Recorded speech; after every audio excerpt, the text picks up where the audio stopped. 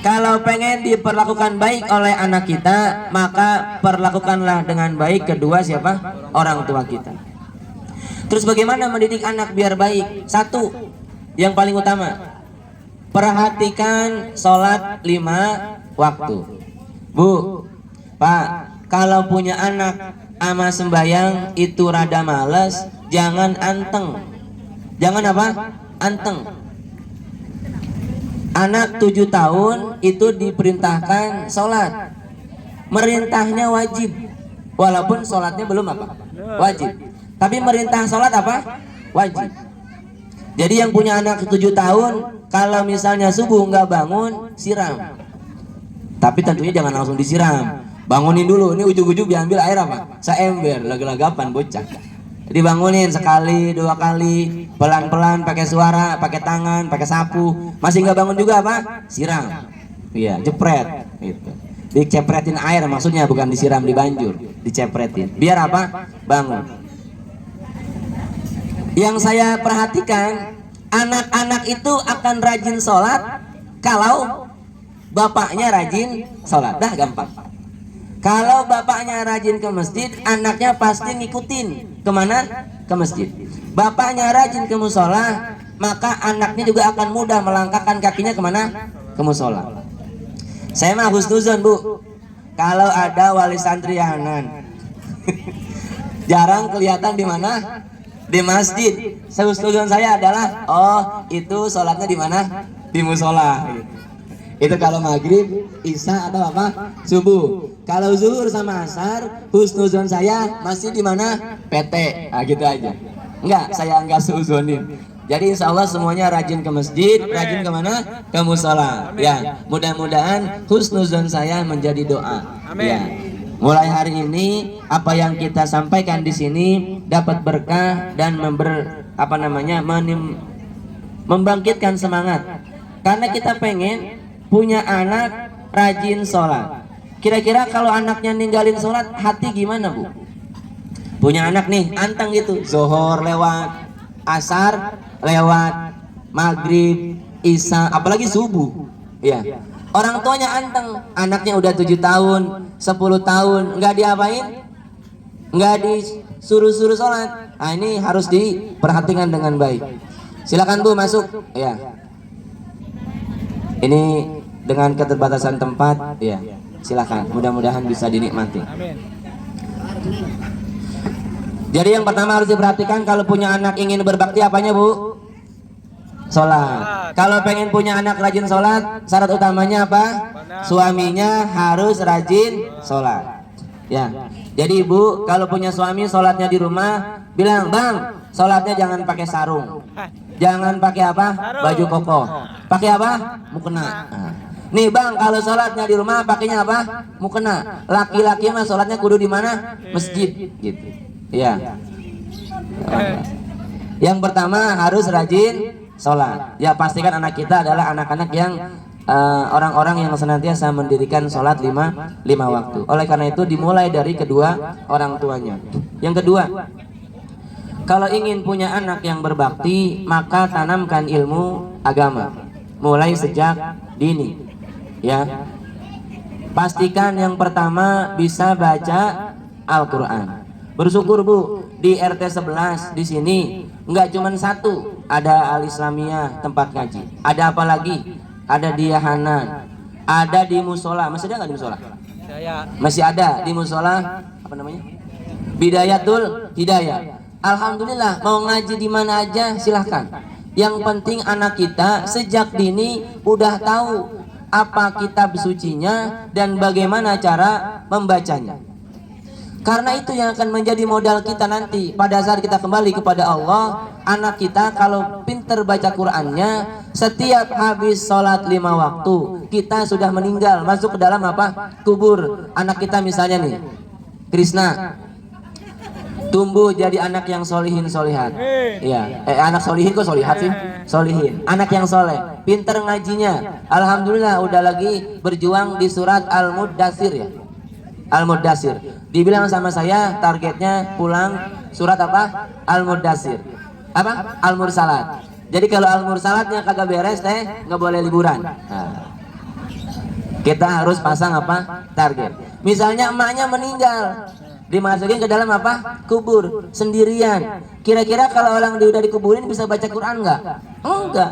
Tapi karena dia seandainya meninggal orang tuanya, punya anak yang bisa baca Quran, setiap habis sholat dia buka Quran, dia awali dengan tawassul Fatihah, Al-Fatihah liridhoillah wa ila hadratin nabiyil mustafa rasulillah wa ila ruhi ummi, dan untuk arwahnya siapa? Ibu saya, disebut nama ibunya Fulana binti Fulan. Al-Fatihah.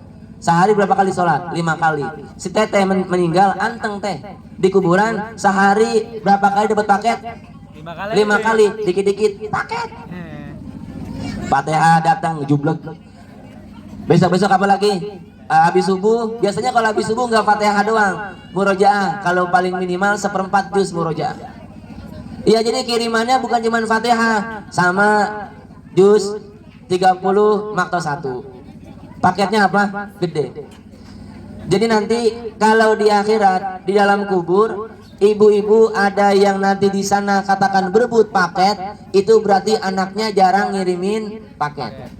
Karena nanti paketnya rombongan. Jadi paketnya Allahumma gfir lil muslimina wal muslimat wal mu'minina wal mu'minat. Itu paketnya rombongan. Makanya rebutan. Ibarat kita lihat itu ntar ada turun paket di tengah lapang, orang-orang pada apa? Berebut. Nah, buat ibu bapak, seandainya di dalam kubur punya anak pintar baca Quran, setiap habis sholat kirimin Fatihah, enggak kudu apa? Berebut. Anteng bae di kuburan.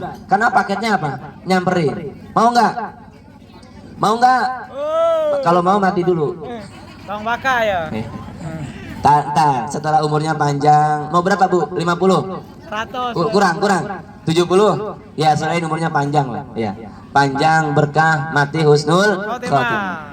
Oke, itu yang pertama. Yang kedua, jadi kalau ingin punya anak yang solih, solihat, solihin, solihat, pertama perhatikan apa? Sholatnya. Kedua, perhatikan pendidikannya, khususnya ilmu agama. Ajari mereka Quran, ajari mereka tata cara beribadah kepada siapa? Tuhannya. Gitu. Dan yang ketiga, ajari akhlaknya. Yang ketiga apa? Ajari akhlaknya.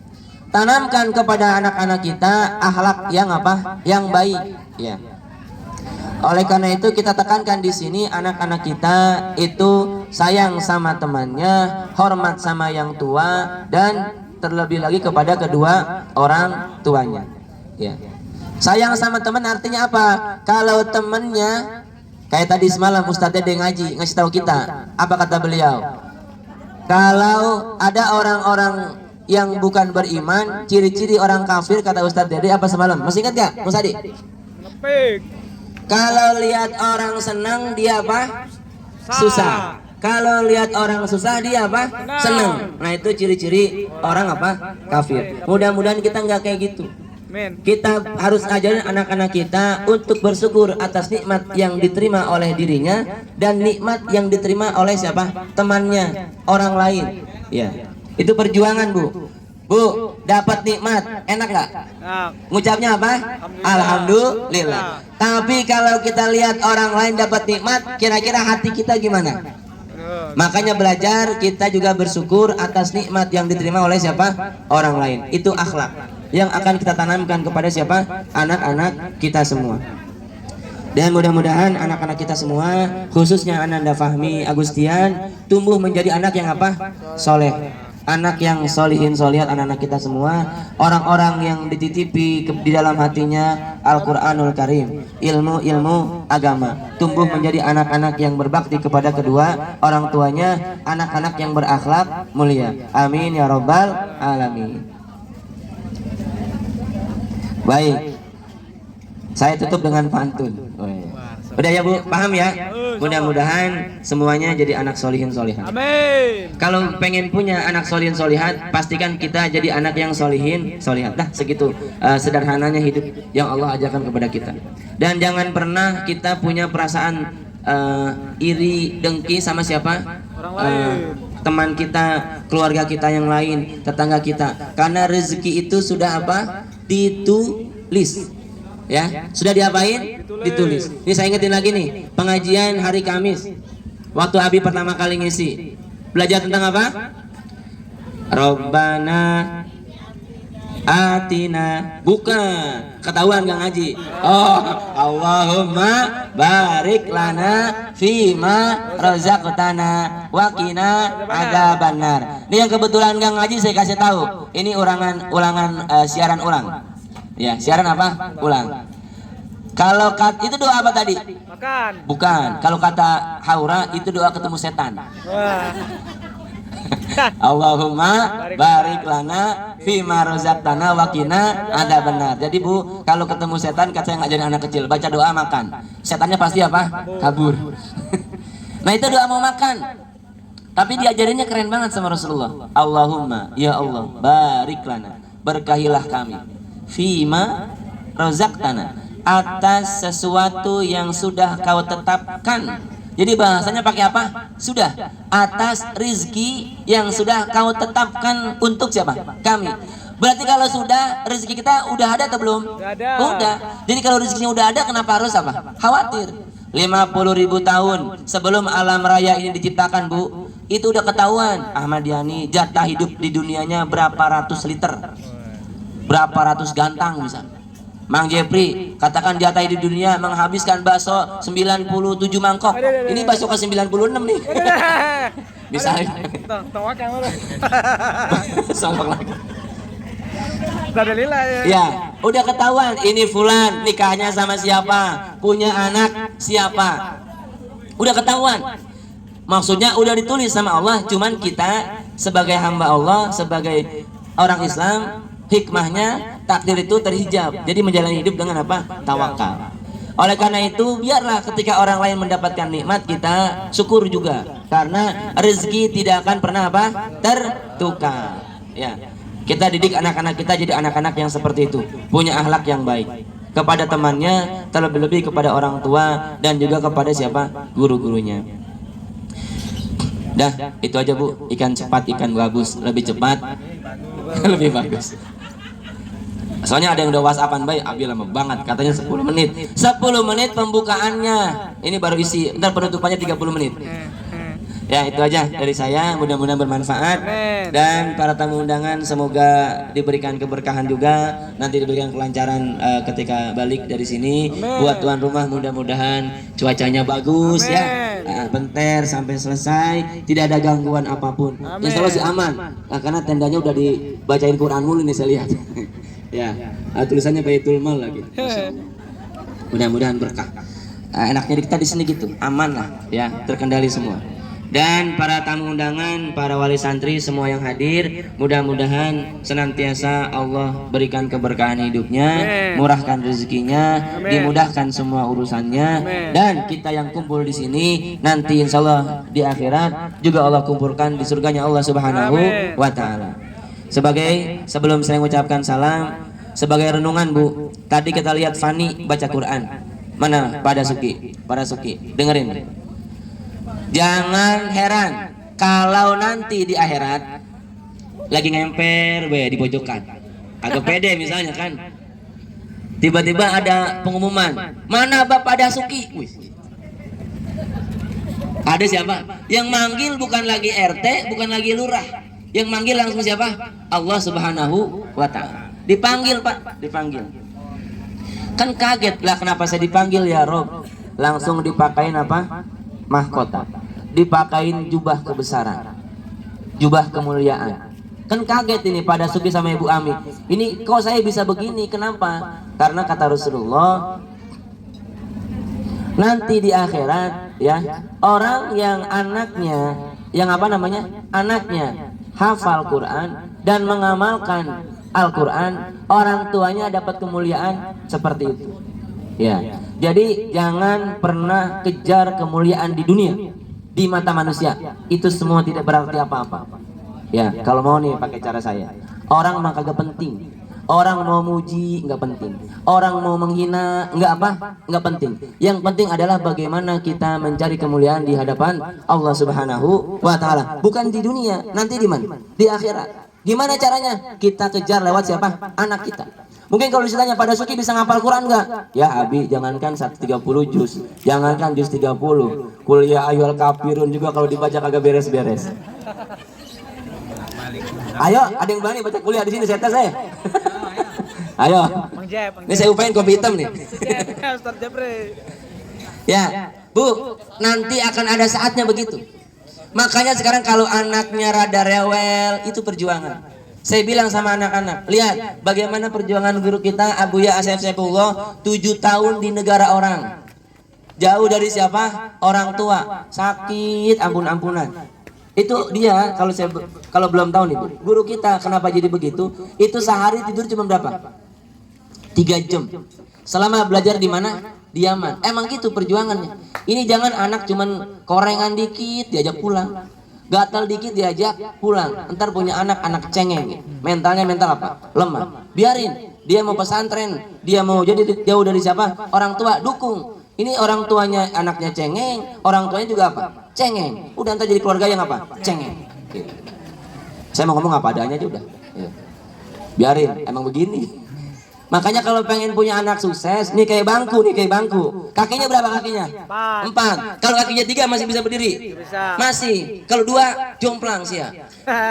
Kalau 3 itu masih bisa berdiri, maksudnya apa? Orang tuanya dukung, gurunya siap ngajarin, anaknya punya apa? Semangat. Kalau cuman guru sama anak doang yang semangat, orang tuanya masa bodoh, itu bocah ntar mabur-maburan. Pengalamannya begitu. Ya, mumpung lagi di luar nih ngomongnya enak. Ya, yang di sana juga boleh dengerin. Ya, makanya guru, murid sama siapa? Orang tua itu harus bekerja sama dengan baik agar anaknya tumbuh jadi anak yang apa? Berilmu. Orang Bu kalau berilmu, nih dengerin, kalau berilmu itu dia nggak nyari duit. Duit yang nyari dia, kagak percaya. Nanti tunggu 20 tahun lagi. Gitu. Percaya deh. Kalau orang berilmu, bukan dia capek nyari apa? Duit. Malah dunia yang akan siapa? Ngejar dia. Beneran? Banyak contohnya kalau kita mau contohin. Ya, banyak contohnya. Kita pengen anak kita bagaimana? Belangsak tanpa ilmu atau mulia dengan apa? Ilmu. Karena itu mudah-mudahan lah kita semua mulia dengan anak-anak kita, bukan cuma di dunia tapi terlebih lagi nanti di mana? Di akhirat, di hadapan Allah Subhanahu wa taala, ya. Kalau nanti anaknya solihin solihat, hafal Quran, dia masuk surga, Pak. Bu, emaknya nggak ada, dia nggak mau. Ya Rob, saya nggak mau masuk surga apa? Sendirian. Dicari misalnya emaknya lagi gupak, tahu gupak? Orang sih tahu gupak sih. Guling-gulingan. Ya, kayak ikan sepat gitu. Ya, lagi main di lumpur neraka, nauzubillah. Dipungut sama anaknya. Itu namanya anaknya dapat apa?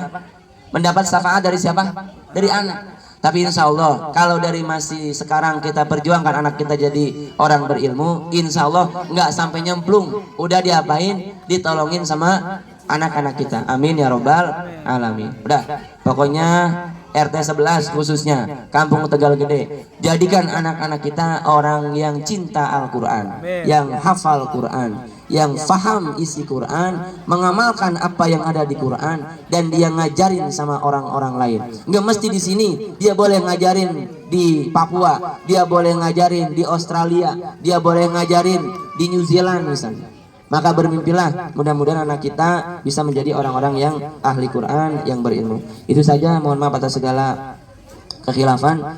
Sudah saya lewati waktu sekitar 40 menit ya. Saya tutup dengan doa. Mudah-mudahan semua hajat dikabul oleh Allah Subhanahu wa taala.